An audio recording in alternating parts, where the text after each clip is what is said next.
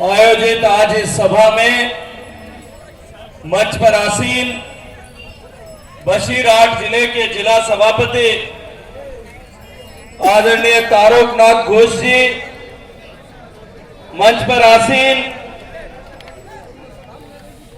पश्चिम बंगाल प्रदेश के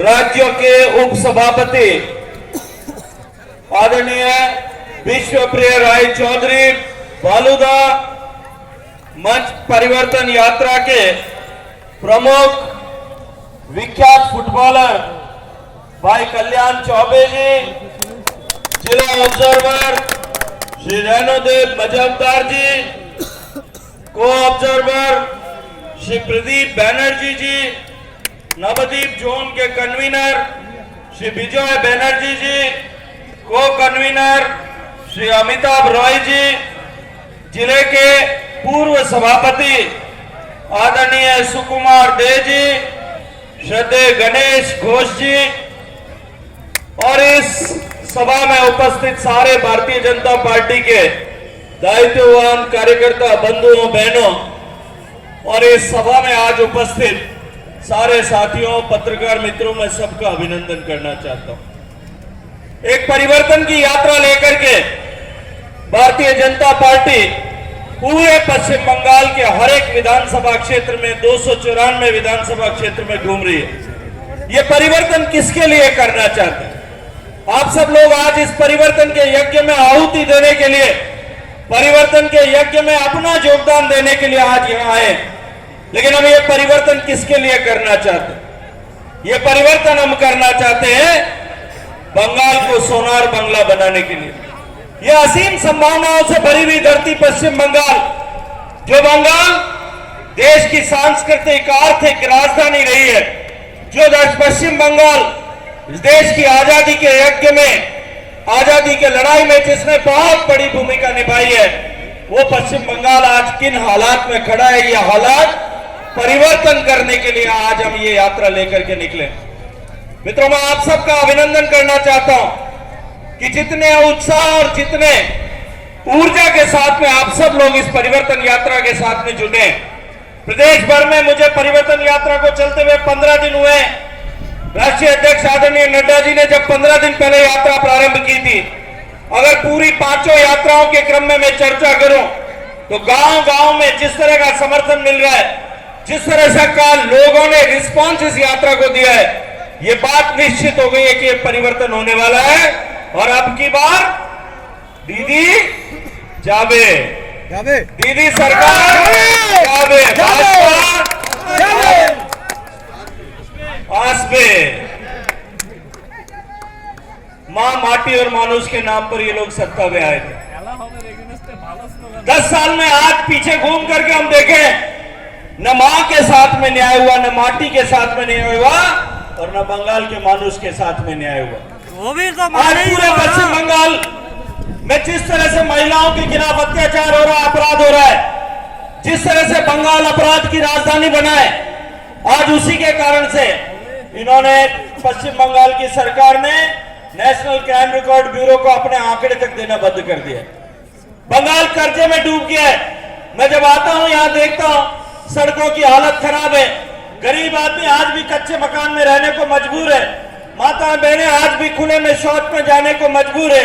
और यह परिस्थिति बंगाल में सिर्फ इसलिए है कि पश्चिम बंगाल की सरकार आकंठ भ्रष्टाचार में डूबी हुई है। गरीब के जीवन में परिवर्तन लाने वाली योजनाओं पर काम करने की इनकी मानसिकता नहीं है।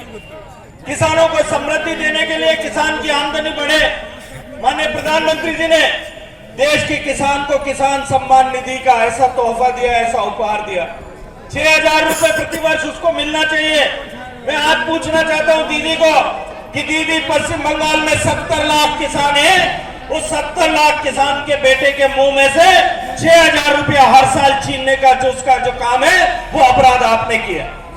और माननीय प्रधानमंत्री जी ने इस बात की घोषणा की है कि पश्चिम बंगाल के 70 लाख किसानों को उनका हक दिलाएंगे, न्याय दिलाएंगे।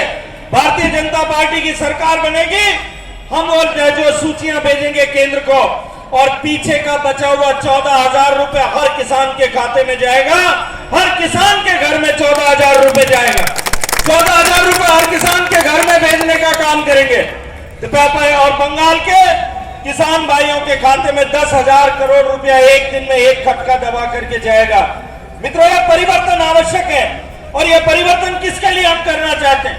यह परिवर्तन इस पश्चिम बंगाल के भविष्य को सुनहरा करने के लिए, इस देश के भविष्य को जो है का खुशहाल करने के लिए, आपके हमारे बच्चों के भविष्य को सुधारने के लिए यह परिवर्तन करना आज आवश्यक है। किस तरह की परिस्थितियां आज यहां बनी है कि दीदी की सरकार नोट कमाने की मशीन बन गई, नोट कमाने की मशीन बन गई है। सीबीआई ने कल नोटिस दिया है, और जब सीबीआई ने नोटिस दिया तो पूरे देश में, जो पश्चिम बंगाल में ये जो तृणमूल कांग्रेस के लोग कहते हैं कि सीबीआई पॉलिटिकल वेंडेटा कर रही, हम सीबीआई का बेजा दुरुपयोग कर रहे हैं। मैं आज पूछना चाहता हूं, अभिषेक बनर्जी को नोटिस दिया तब तो आपके पेट में दर्द हुआ, और जब भारतीय जनता पार्टी के 135 कार्यकर्ताओं की हत्या की गई, उनका जवाब मांगने के लिए जब भारतीय जनता पार्टी का कार्यकर्ता गया था, तब आप कहां गए थे?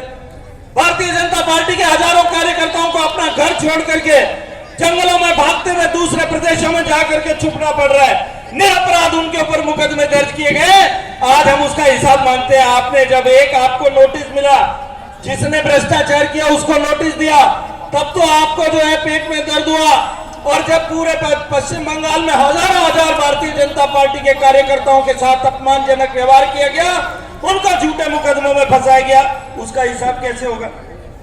मैंने पूछा एक दिन कि ये पश्चिम बंगाल की सरकार क्राइम रिकॉर्ड ब्यूरो को अपना डेटा क्यों नहीं देती, तो कहा यहाँ इतने सारे मुकदमे दर्ज होते हैं। मैंने पूछा एकाएक इतने ज्यादा मुकदमे क्यों दर्ज होते हैं? एक पुलिस के अधिकारी को मैंने बात किया, रात को 12 बजे मुझे मिलने आए थे। मैंने पूछा ये इतने ज्यादा मुकदमे क्यों दर्ज होते हैं? कि साहब आधे मुकदमे तो बीजेपी वालों के खिलाफ फर्जी दर्ज हो जाते हैं। अब अगर उनका हिसाब किताब करेंगे, उनका हिसाब किताब क्राइम रिकॉर्ड ब्यूरो में भेजेंगे, तो बंगाल की सरकार की फजीयत हो जाएगी। इसके लिए ये बंगाल की सरकार नहीं भेजती। आज इस तरह की परिस्थिति यहाँ बंगाल में बनी हुई। मित्रों, ये परिवर्तन करना आवश्यक है, और मैं आज आपको एक पूरे विश्वास के साथ में कहता हूँ, मेरा 30 साल का अनुभव है, मैं विश्वास के साथ में कहता हूं कि मुझे दीवार पे लिखा हुआ दिखाई देता है कि अब की बार परिवर्तन होकर के रहेगा। बंगाल की जनता ने मानस बना लिया है, बंगाल की जनता ने तय कर लिया है कि अब आप जो है ये अत्याचार और ये अनाचार अब और नहीं सहन करेंगे। माननीय मोदी जी ने देश के साधारण मानवी के जीवन में परिवर्तन के लिए जो योजनाएं बनाई थी, उन योजनाओं को यहाँ लागू नहीं किया गया, लेकिन उसके साथ साथ में देश में जो गरीब लोग जो परेशान होकर के बांग्लादेश से, पाकिस्तान से, अफगानिस्तान से ऐसे लोग जो पीड़ित होकर के आते हैं, जिनको परेशान किया जाता है, वहां राजनीतिक ताकतों के संरक्षण में जिनको परेशान किया जाता है, वहां की राजनीतिक, वहां के गुंडों द्वारा जहां धार्मिक आधार पर जिनका उत्पीड़न होता है, वो जब हिंदुस्तान में परेशान होकर के आता है और यहां आकर के बरसों तक सड़क पर रह करके उसको अपना जीवन गुजारना पड़ता है, उसके जीवन में परिवर्तन लाने के लिए मोदी जी की सरकार सिटीजनशिप अमेंडमेंट बिल लेकर के आई। हमने कानून बनाया कि आने वाले समय में हम उसके उपनियम बना करके, और ऐसे लोग जो धार्मिक आधार पर उत्पीड़ित होकर के इस देश में आए, हम उनका स्वागत करेंगे, उनको नागरिकता प्रदान करेंगे। दीदी ने बोला हो बे ना, सीए हो बे ना। मैं पूछना चाहता हूं दीदी आज आपसे कि सीए का तो आप विरोध करती हैं, जो हिंदू, बौद्ध, जैन, सिख ऐसा आकर जो है इस हिंदुस्तान में आता है, जो भारतीय धर्म का भूमि की धर्म का व्यक्ति है, वो हिंदुस्तान में आता है तो आपको परहेज होता है। और ये जो अवैध रूप से आता है, कमीशन 20,000 रुपए का खा करके, उसको आप अपने दामाद की तरह स्वागत करते हो, उसका राशन कार्ड बनवाती हो, उसका वोटर लिस्ट में नाम लिखवाती हो। ये दीदी ये दोहरी नीति नहीं चल सकती। अब बंगाल की जनता जाग गई है, और अब की बार आपसे हिसाब मांग करके हिसाब बराबर करके रहेगी। मैं आप सब लोगों का अभिनंदन करना चाहता हूं, और आप सब लोगों से एक विश्वास चाहता हूं कि देखिए ये धर्म युद्ध है, ये लड़ाई बहुत बड़ी लड़ाई है, और ये परिवर्तन आप लोगों को करने के लिए आज से लेकर के जब तक चुनाव नहीं हो जाता, संकल्प करके और पूरी ताकत के साथ में आज से लेकर के आने वाले 2 महीने तक चुनाव पूरा नहीं हो जाए तब तक डटे रहने की आवश्यकता है। यदि आप सब लोग इस यज्ञ में अपने साथ आना चाहते हैं तो अपने दोनों हाथ ऊंचे करिए, दोनों संकल्प की मुट्ठी बंद करिए, और आज यहां से तय करके जाइए कि जब तक ये सरकार बदल नहीं देंगे, ये अत्याचार समाप्त नहीं कर सके देंगे, तब तक न रुकेंगे और न थकेंगे। बोलिए भारत